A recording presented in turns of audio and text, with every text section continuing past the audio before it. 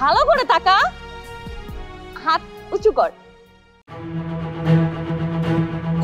এই হকিনির বাচ্চা, এই তুই কি চোখে দেখিস না? কি করলে এটা? কি করলে? আমার পুরো ড্রেসটা তুই নোংরা করে দিলি। তোকে এই মাগো, আমি দেখতে পারি নাই, আসলে আমি চোখে কম দেখি তো, এই জন্য। এই ফকিনের বাচ্চা, একদম নাটক করবি না। তুই ইচ্ছা করে আমার গায়ে পানি ফেলাইছিস, আমার মোবাইলটা ভিজাই দিছিস। তোর আমার একটা থাপ্পড় মেরে না পোষাচ্ছে না, শরীর জ্বলতেছে। তোকে আমি দেখ কয়টা থাপ্পড় মারি।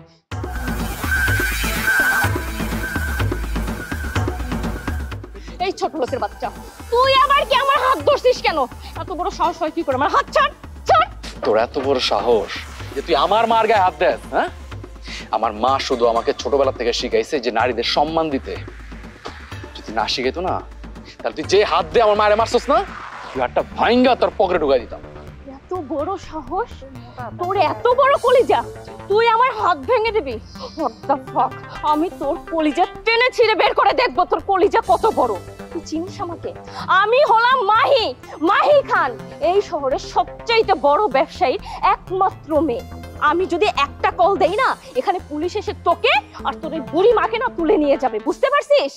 এই আওয়াজ নিচে, আস্তে কথা বল। আর তুই কি বললি? ফোন দিলে আমার মায়ের আমার উঠাই নিয়ে যাবো? ফোন দে, ফোন দে। কারে ফোন দিবি? আশেপাশে ভালো করে দেখ যে গ্রামবাসী কিভাবে তাকায় আছে, আমাদের পুরো ঘটনাটা দেখতেছে। এই গ্রামবাসী হলো আমাদের গ্রামবাসী। যদি একটি ইশারা দেই না, তোরে জাস্ট পিস পিস করে ফেলাইব। তোর দিমাগ কেমনে ভাঙতে হয় এটা আমাকে ভালো করে জানা আছে।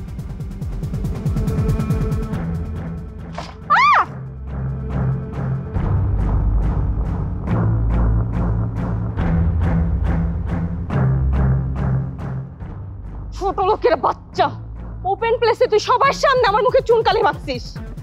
আমি তোর জীবনে নরক যন্ত্রণা ধরাই দিব। আমি যদি মহি খান হয়ে থাকি, আর জীবন তুই ভুগবি। এই নরক যন্ত্রণা তোকে শেষ করে দিবে। চল।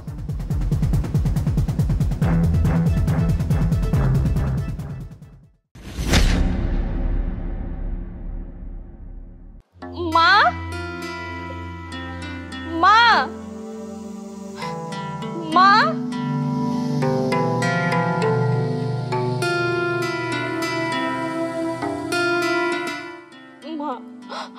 আপনি আমাকে মাফ করে দেন। আমার ভারী অন্যায় হয়েছে। কালকে আমি আপনার গায়ে থাপ্পড় মেরেছি। আমি সারা রাত ঘুমাতে পারিনি মা। আমি জানি আমি ক্ষমার অযোগ্য অন্যায় করেছি।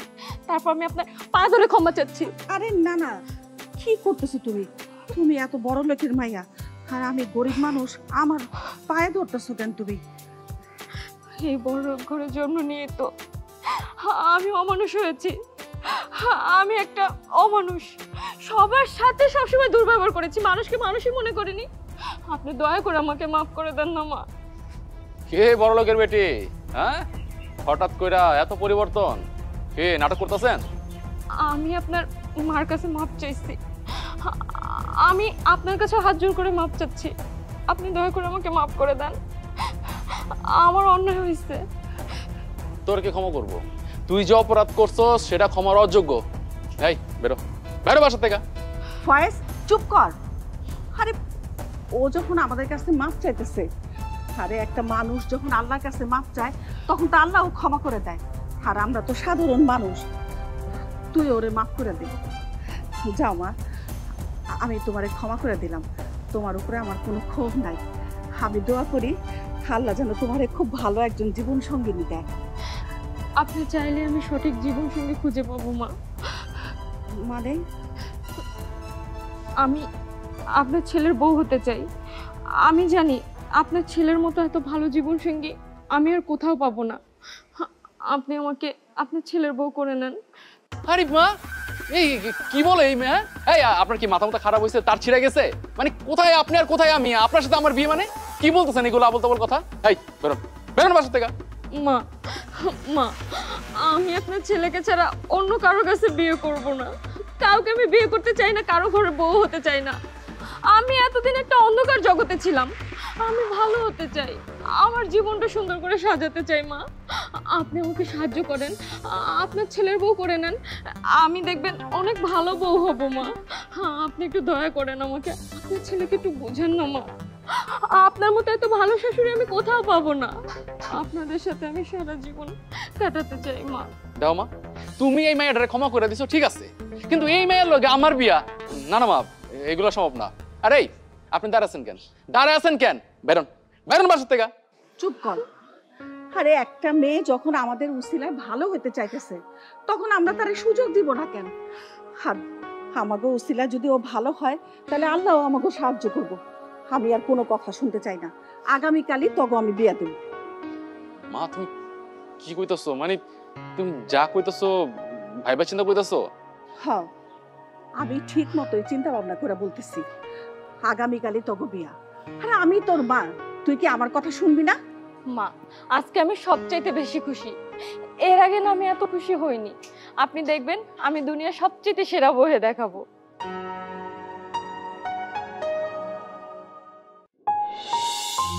আহারে, মহিলাটা আজকে মরে গেল।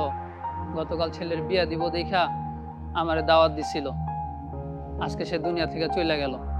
আল্লাহর কি লীলা খেলা, মানুষের নিঃশ্বাসের কোনো বিশ্বাস নেই।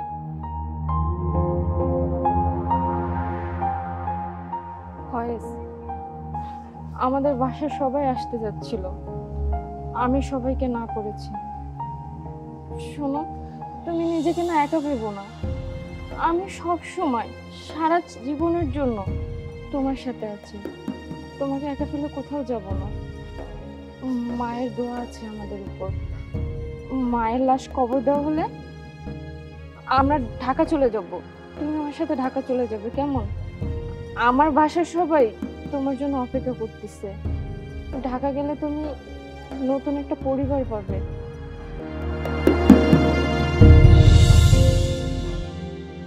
মা, মা, ও মা, ও মা, মা কথা গো মা, মা, মা, ও মা।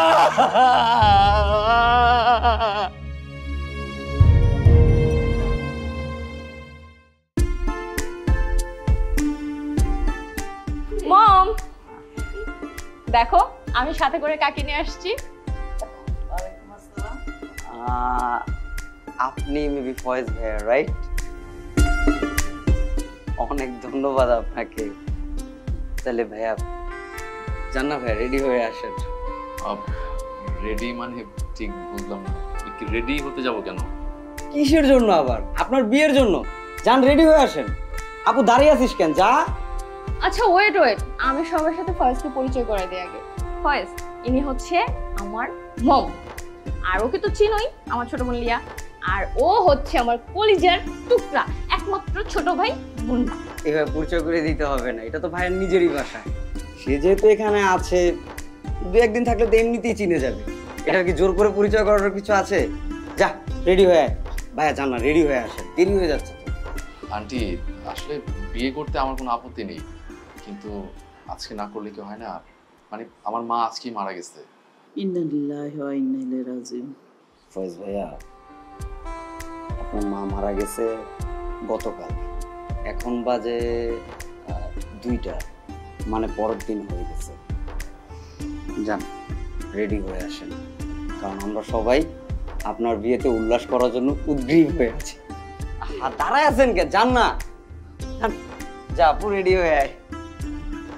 ওদেরকে মা দেখছো কত খুশি। যাই হোক মা, তাহলে আমি কাজে নিয়ে আসি। হ্যাঁ,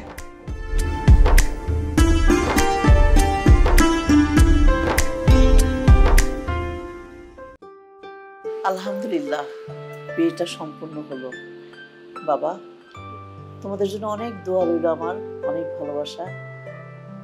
হাতটা দাও, দে মা। আমার মেয়েটা তোমার হাতে তুলে দিলাম। যত দুঃখ কষ্টই হোক না কেন, ওর হাতটা তুমি কোনোদিনও ছেড়ে দিও না। মা, আমি আপনাকে ছুঁয়ে কথা দিচ্ছি, আমি সারা জীবন আপনার মেয়ের পাশে থাকবো, সারা জীবন একসাথে থাকবো। চল মা, আয়।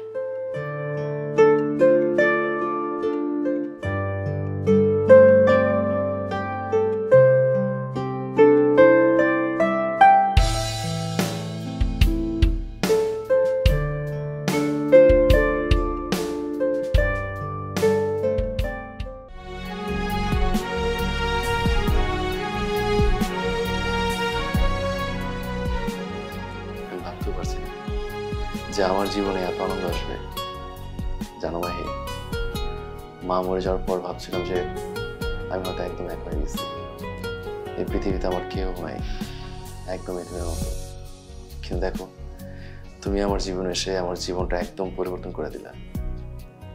তোমার জন্য আমি একটা নতুন পরিবার পেলাম, নতুন একটা মা পেলাম, ছোট একটা ভাই পেলাম, ছোট একটা বোন পেলাম, আর তোমার মতো একটা জীবনসঙ্গী পেলাম।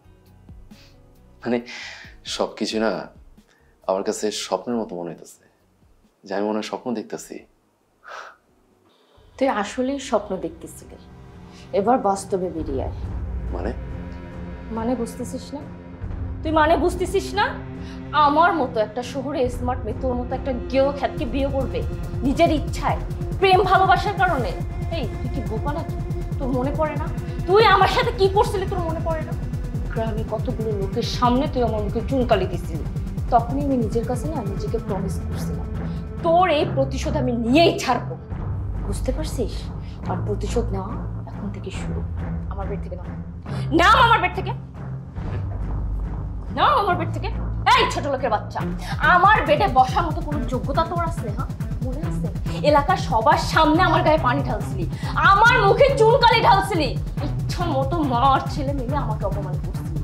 আমি না তা ভুলে যাই, তাই আমি প্ল্যানিং করে তোকে বিয়ে করে ঢাকা নিয়ে আসছি, শুধুমাত্র তোকে নরক যন্ত্রণা।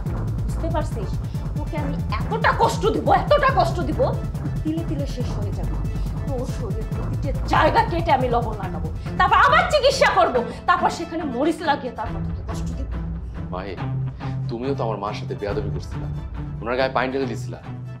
আমি সবকিছু ভুলে তো তোমাকে ভালোবেসে বিয়ে করছি। বাহ, তোর আকুতি মিনতি না খুব ভালো লাগতেছে, আমার মনের জ্বালা মেটাচ্ছে। বুঝতে পারছিস? জীবনটা না মেও করে ভিক্ষা চাচ্ছিস আমার কাছে বাঁচার জন্য।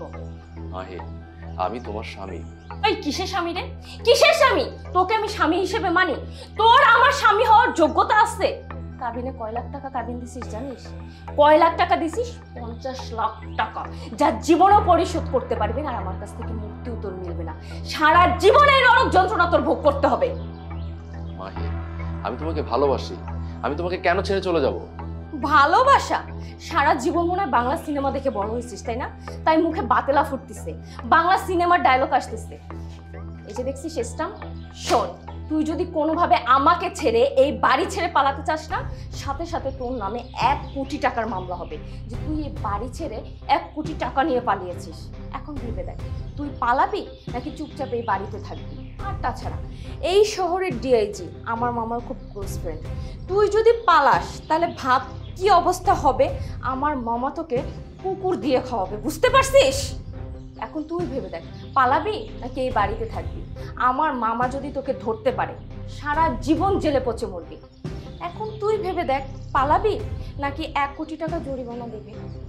আমাকে এইভাবে বিপদে ফেলার কোনো মানে আছে? আমি তোমাকে ভালোবাসি, আমি তোমাকে ভালোবেসে বিয়ে করছি। এটা তো কিছুই না, আসল খেলা তো আগামীকাল থেকে শুরু। প্রতিশোধ কাকে বলে তুই দেখবি। আমি না আমাকে প্রমিস করেছি তোকে আমি নরক যন্ত্রণায় পুড়ে মারবো, বুঝতে পারছিস? নাও গেট আউট। এই শোন, তোকে আর একটা খবর দে, তোর মা আছে না, এমনি এমনি মরেনি। তোর মাকে আমি নিজের হাতে গলা টিপে না মেরে ফেলছি। কষ্ট লাগতেছে তাই না?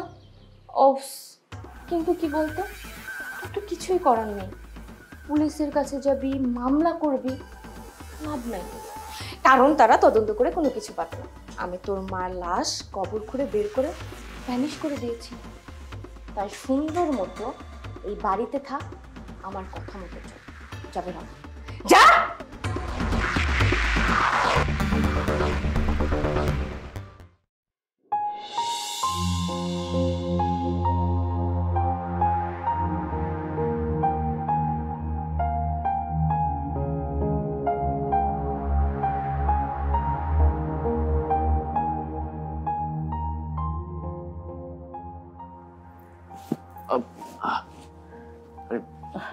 মা, আপনি কখন আসলেন?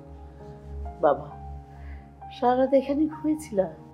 না বাবা, আসলে ওই আমি জানি তোমাকে হাজবেন্ড হিসেবেও মেনে নেয়নি।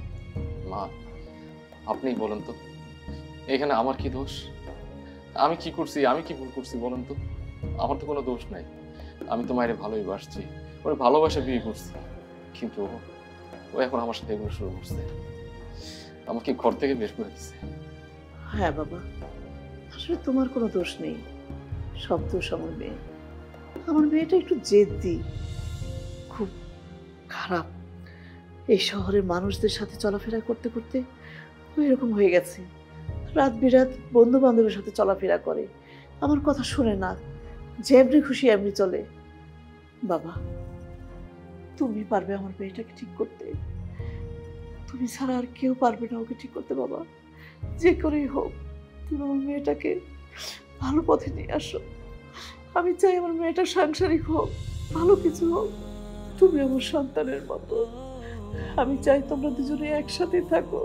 আম্মা, আম্মা আপনি কান্না করেন না। আসলে জানেন, আপনার চেহারা দেখলে না আমার মার কথা মনে পড়ে যায়। আপনার দেখতে আমার মার মতোই লাগে। আপনি যদি কষ্ট পান তাহলে আমি অনেক কষ্ট পাই। আপনি কান্না করেন না আম্মা। বাবা, তুমি আমাকে আম্মা বলে ডেকো না, এখন তুমি আমাকে মা বলে ডাকবে। আমি তোমার মুখে মা ডাক শুনতে চাই। ঠিক আছে, আমি আজকে থেকে তোমার মা বলে ডাক দিব। আমার তো মা নাই, আমার মা তো মরে গেছে গা। মা, তুমি আমার লেগে একটু দোয়া করো। আমার যত কষ্টই হোক, আমি একদিন না একদিন এই মাইরে আদর্শ মানুষ হিসেবে গড়ে তুলবো। তুমি খেলে আমার লেগে একটু দোয়া করবা। ইনশাল্লাহ, আমার দোয়া সবসময় তোর সাথে আছে। তুই কোনো চিন্তা করিস না, সব ঠিক হয়ে যাবে বাবা, সব ঠিক হয়ে যাবে।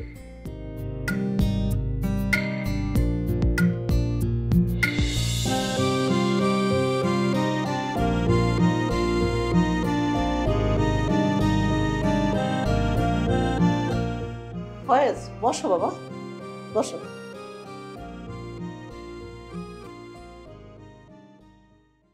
এই ফকিনীর বাচ্চা যদি আমার পাশে বসে, আমি কিন্তু নাস্তা করব না। লিয়া, একটা থাপ্পড় দিয়ে তোর দাঁত করা ফেলে দিব। ফয়েজ তোর বড় বোনের জামাই, তোর দুলাভাই। মম, কি আর বিশ্রী গ্রান আসতেছে? মমর গায়ে একটা বিশ্রী গ্রান আসতেছে, ওরা চাপাও থেকে বিরক্তি লাগতেছে। উফ, খাবারের রুচি নষ্ট হয়ে যেতেছে। মম, আমার ছোট ভাই বোনদের কেন কথা শোনাচ্ছ? ওরা খারাপ কি বলেছে?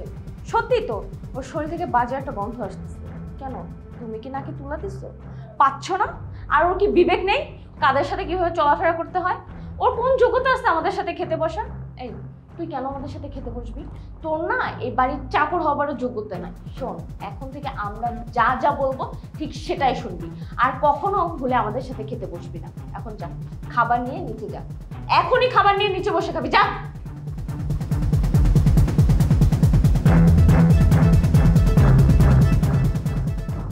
মাহি, তোদের মতো তিনটা অমানুষ সন্তান আমার পেটে কি করে হলো আমি তো ভাবতেই পারছি না।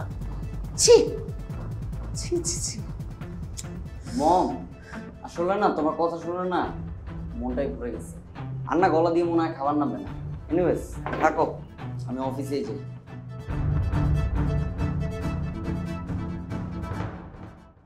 Hey you, clean my shoes. এই শুয়োরের বাচ্চা, তোর কি বলতেছিস? তুই কি আমার কথা বুঝতেছিস না? তোর যে বলতেছি আমার জুতাটা ক্লিন করতে, এটা কি তোর কথা কানে যায় নাই? তোর বাচ্চা। এই শোন, নেক্সট টাইম যেটা বলবো সেটা ঠিকঠাক মতো করবি। আইদার বেল্ট দিয়ে মেরে একদম পিঠের চামড়া তুলে দিব।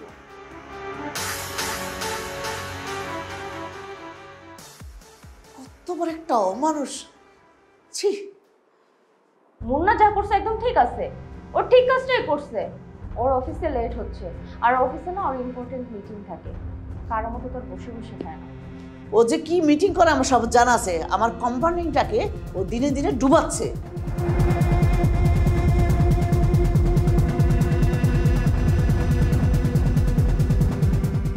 হ্যালো, হ্যাঁ বলুন ম্যানেজার সাহেব, কি খবর?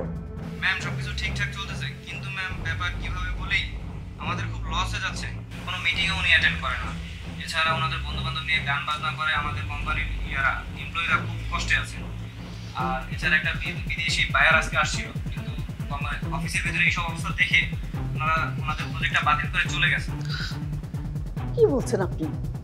এত কিছু হয়ে গেছে আপনি আমাকে জানাননি? আর মুন্না যে অফিসের মধ্যে এইসব করছে এগুলো জানাননি কেন আমাকে? ঠিক আছে, আমি আসছি। ফয়েজ, ফয়েজ, এদিকে আসো তাড়াতাড়ি। আমার ডেকেছো আমাকে? হ্যাঁ ডেকেছি, তাড়াতাড়ি এক্ষুনি রেডি হয়ে নাও। রেডি হবো মানে কোথায় যাব আমরা? আরে বাবা, সবকিছুকে বলতে হবে নাকি? যা বলেছি তাই করো। জি ঠিক আছে মা, আমি রেডি হয়ে আসতেছি।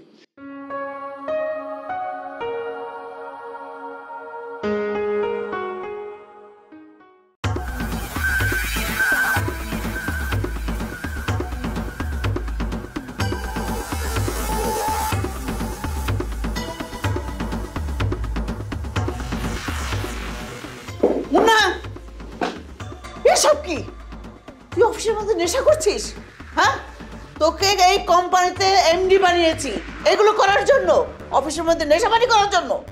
কেমন মম, এইটা তো জেনারেশন, আর এই জেনারেশন এটা হয়। আমি তো আমার ফ্রেন্ড সার্কেলদের সাথে জাস্ট একটু চিলি তো করছি, এখানে অন্য কি বলা ভাই খাই, আমি যে জেনারেশনটা মিলাইছি। ও জেনারেশন বেয়াদব, হ্যাঁ এখন তো অন্যায় করেছিস, তারপর বড় গলায় কথা বলছিস। তুই তো এই কোম্পানির এমডি হওয়ার যোগ্যতাই রাখিস না। তুই এইখান থেকে বেরিয়ে যা, বেরো আন থেকে, বেরো বেরো। হ্যাঁ বসো, এখানে বসো। আজ থেকে এই কোম্পানির এমডি তুমি। কি বলছেন? মানে আমি এই কোম্পানির এমডি? আমি কি পারবো? অবশ্যই পারবে ইনশাল্লাহ। তুমি অনেস্ট মানুষ, ভালো মানুষ, তোমার দ্বারাই সম্ভব। তুমি পারবে এই কোম্পানিটাকে এগিয়ে নিয়ে যেতে। আমার দোয়া আছে তোমার সাথে বাবা। All the best.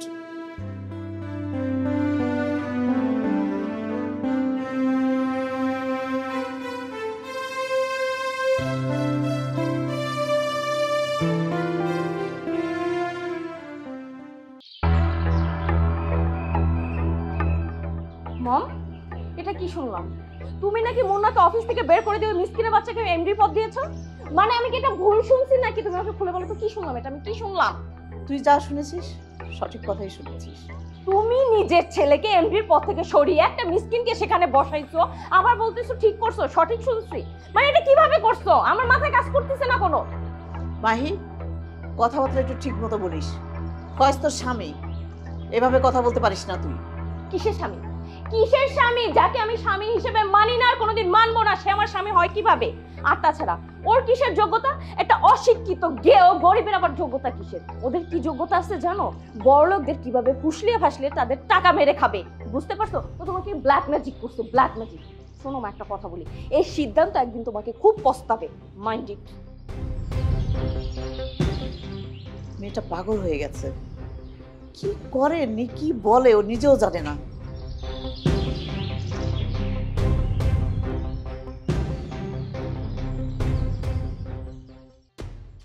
মাদার ফকারটার জন্য মম আমাকে অফিস থেকে বের করে দিছে, ওকে কোম্পানির এমডি বানাইছে। রাগে আমার শরীরটা কামড়াইতেছে। শুয়োরের বাচ্চা, খেত কামলা। ও আজকে বাসায় আসতে না আসতেই কত বড় অঘটন ঘটায় দিচ্ছে, চিন্তা করতে পারতেছিস? কালকে তো ওর জন্য বাসাটাই থাকাই দুষ্কর হয়ে যায়। আমার মাথায় না একটা আইডিয়া আছে, আইডিয়াটা শুন। আপু যেহেতু ওরে কষ্ট দিতে চায়, শাস্তি দিতে চায়, আর আমরা কি চাই? ও বাসা থেকে বের হয়ে যায়। দুইটাই কাজ করে দিলাম, একটা কাজ। কি করলে?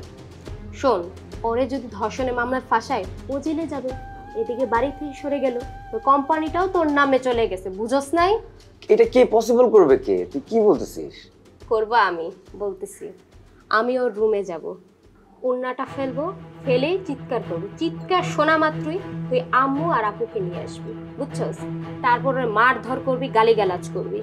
আমি জানি আমি আম্মুর মেয়ে, আমার এই অবস্থা দেখে আম্মু নিশ্চিত পুলিশে ধরাই দিবে। বাস, আপদ বিদায় হয়ে যাবে, উটকো জামালা আমাদের চলিয়া যাবে। সাবাস, গ্রেট আইডিয়া। মাদার ফাকার, এইবার বুঝবি আমরা কি জিনিস। হাত মিলাই।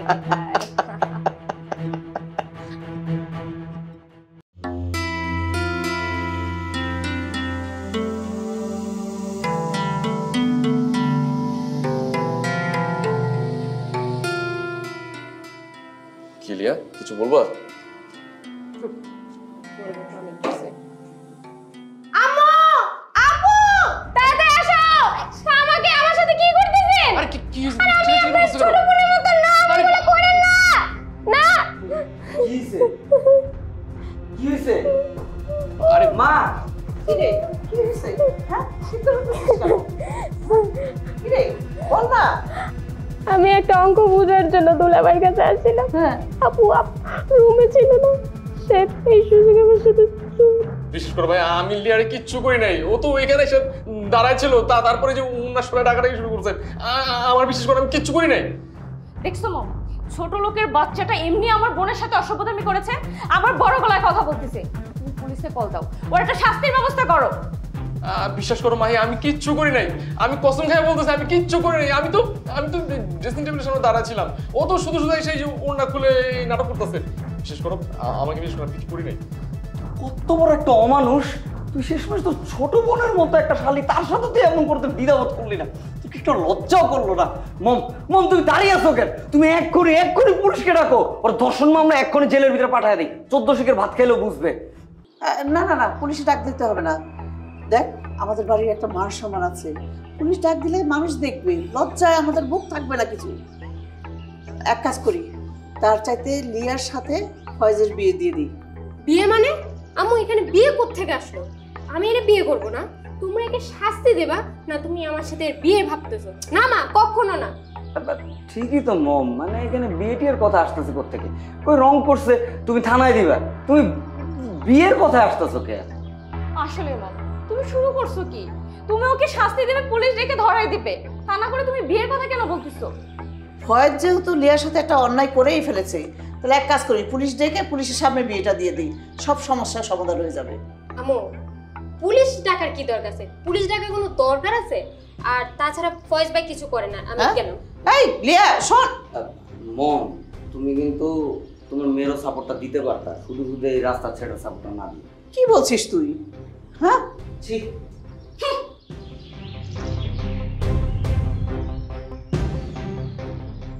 বাবা ফয়েজ, আমি সব বুঝতে পেরেছিলাম, তাই তো বিয়ে শাদীর কথা বলেছি, পুলিশের কথা বলেছি। দেখলি না কিভাবে সুরসুর করে মুখ দিয়ে বের হয়ে গেল আসল কথাটা। তুই কোনো চিন্তা করিস না বাবা, আমি তোর সাথে আছি, আল্লাহ তোর সাথে আছে, তোর কিচ্ছু হবে না। মা, তোমার এই হাতটা যতদিন আমার মাথার উপর আছে আমার কিচ্ছু হবে না, জানি।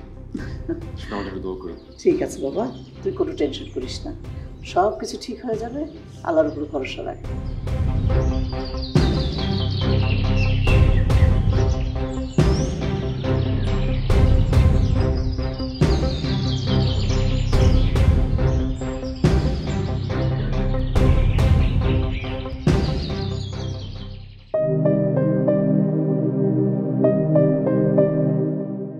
ভাই, তুমি এখানে কি করতেছো?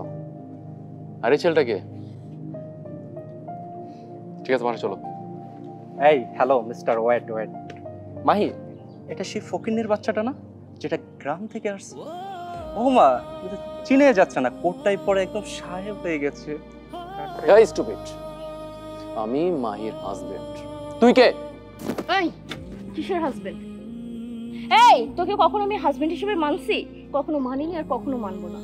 শোন, সূর্য হচ্ছে আমার বয়ফ্রেন্ড, আমার ফিউচার হাজবেন্ড, বুঝতে পারছিস?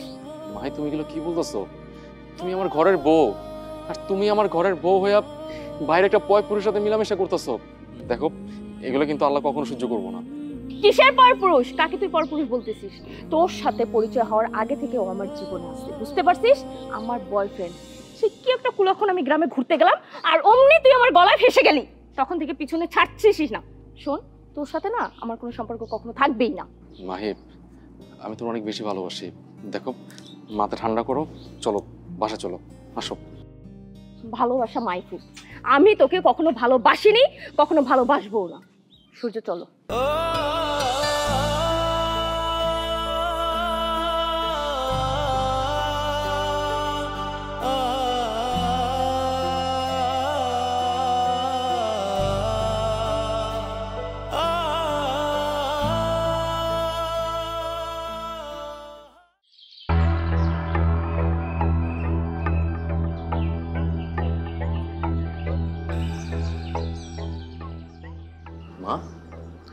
কি হয়েছে?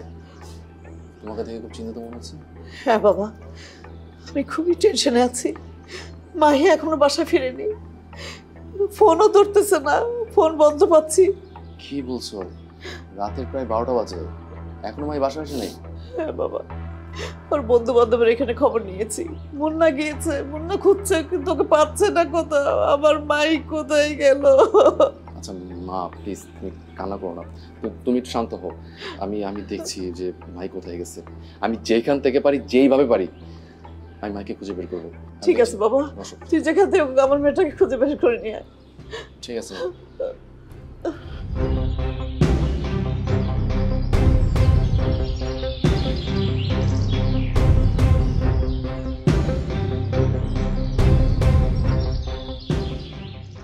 এই বেরো, এক্ষুনি বের হয়ে যা।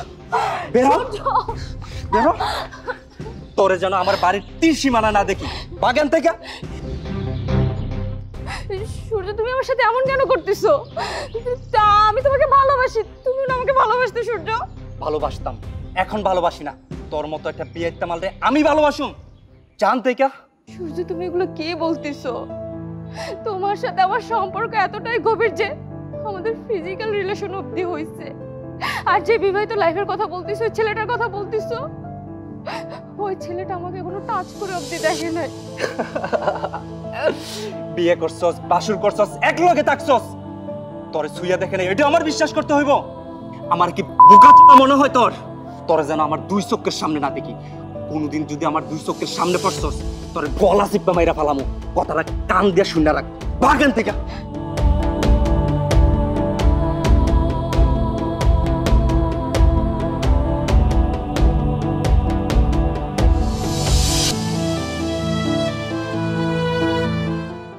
আমি যদি তোমার জীবনে নাও আসতাম, তারপরেও এই ছেলেটা তোমাকে ছুঁড়ে ফেলে দিত। মাহি, আমি তোমাকে অন্তর থেকে ভালোবাসি। তুমি যদি এরকম হাজারটা ছেলের কাছেও যাও, আমি তোমাকে ছেড়ে চলে যাব না, সারা জীবন আগলে ধরে রাখবো। আমি ভুল করে ফেলছি, অন্যায় করছি, তুমি আমাকে মাফ করে দাও। বিশেষ করে আমি যা করছি সব ভুল, সবটাই ভুল ছিল। আমি কখনো বুঝতে চেষ্টা করিনি তুমি আমাকে কতটা ভালোবাসো। আরে কি করতেছো? এখন তো বুঝতে পারছো। চলো আমরা নতুন করে শুরু করি।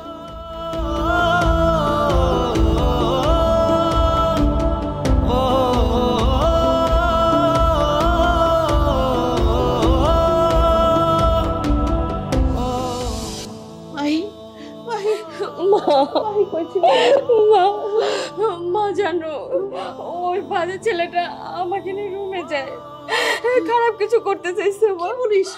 আমার সাথে অনেক জোরাজুরি করছে, আমাকে নিয়ে রুমে গেছিল, বাজে কাজ করার চেষ্টা করছে। কিন্তু ফয়েজ আমাকে এত কিছুর পরও বাঁচিয়ে নিয়ে এসছে। আমাকে না ফয়েজ মাফ করে দিয়েছে জানো। দেখেছিস, যে ছেলেটাকে তুই খারাপ মনে করেছিলি, যাকে এত অপবাদ, এত অপমান, এত কিছু করেছিস, তারপরেও তোকে এত বড় বিপদের হাত থেকে বাঁচিয়ে নিয়ে এসেছে।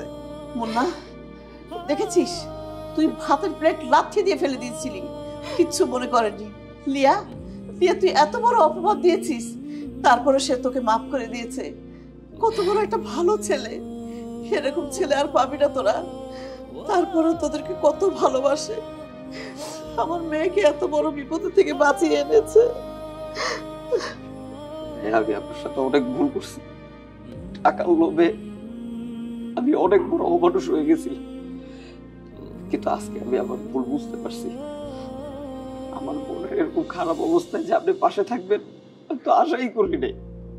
সত্যি ভাই, আপনার সাথে অনেক অন্যায় করছি, অনেক কষ্ট দিচ্ছি আপনারে। প্লিজ ভাই, মাফ করে দেন। চলেন না ভাই, আপনি মিলেমিশে থাকি।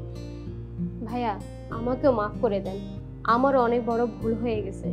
ওই দিন আসলে আমার কোনো হিতাহিত জ্ঞান ছিল না, তাই এত বড় ধরনের অন্যায় করে ফেলছি। আমি অনেক লজ্জিত ভাইয়া, প্লিজ আমারে মাফ করে দেন। আরে কি শুরু করলা তোমরা? আমরা একটা পরিবার, তাই না?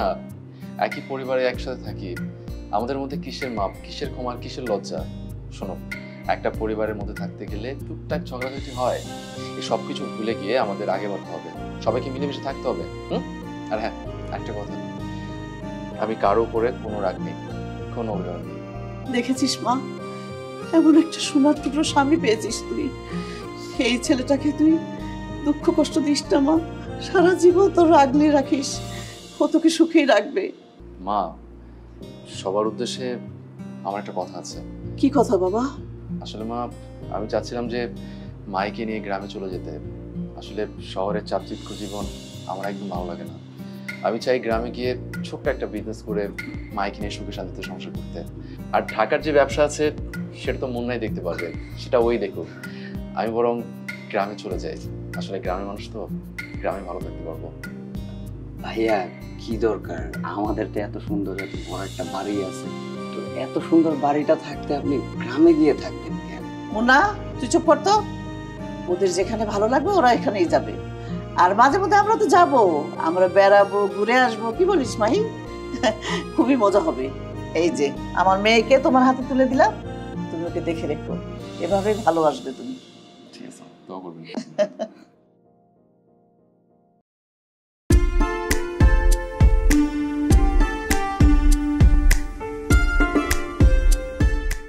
মাই, আবার না মানে ওই যে টাঙ্কি খালি করতে হবে। হ্যাঁ ধরো, ব্যাগটা এখানে থাকলো, যাই খালি করে আসি। তাড়াতাড়ি আসবেন, নাহলে বাস মিস করবো। अरे मैं यूं गया रियू आया।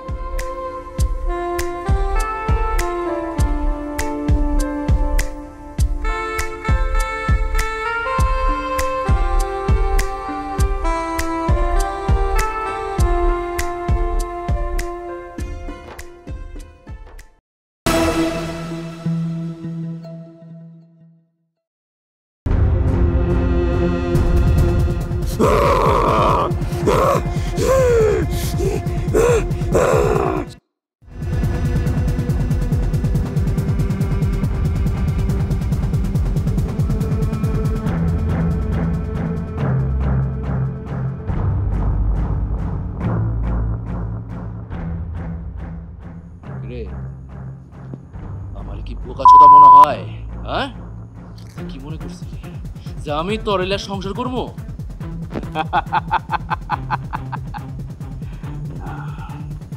তুই যে পানিটা খাইছিস না, এই পানির মধ্যে আমি ইচ্ছা কইরা মেডিসিন মিশা করেছিলাম। তুই সব কিন্তু হাত পা লড়াইতে পারবি না। সবকিছু প্ল্যান আছিল আমার, প্ল্যান। মনে করছিস সবকিছু ভুলে গেছি? তুই আমার মায়েরে মারছস, আর তুই তো শহরে না আমার অপমান করছস। কিচ্ছু বলি নাই, কিচ্ছু বলি নাই আমি। তুই আরেক পুরার লগে বিছনা গরম করে আইসা কেমনে মনে করছস যে আমি তোর মতো মায়ের এলে সংসার করবো? জীবন আমার বোকাচোদা মনে হয় না? আমার বোকাচোদা মনে হয়? তুই আমার আমার মা আসলে আমার কলিজার টুকরা। এই মায়ের তুই মেরে দিছিস। আমি খালি এই দিনটার অপেক্ষা ছিলাম যে কবে তোরে আমি নিজে আনতে পারবো, আর তোরে আমি নিজের হাতে মারতে পারবো। তোরে কোন কইরা নদীতে ভাসায় দিব, আমারে কেউ খুঁজে পাইব না, কেউ না। এই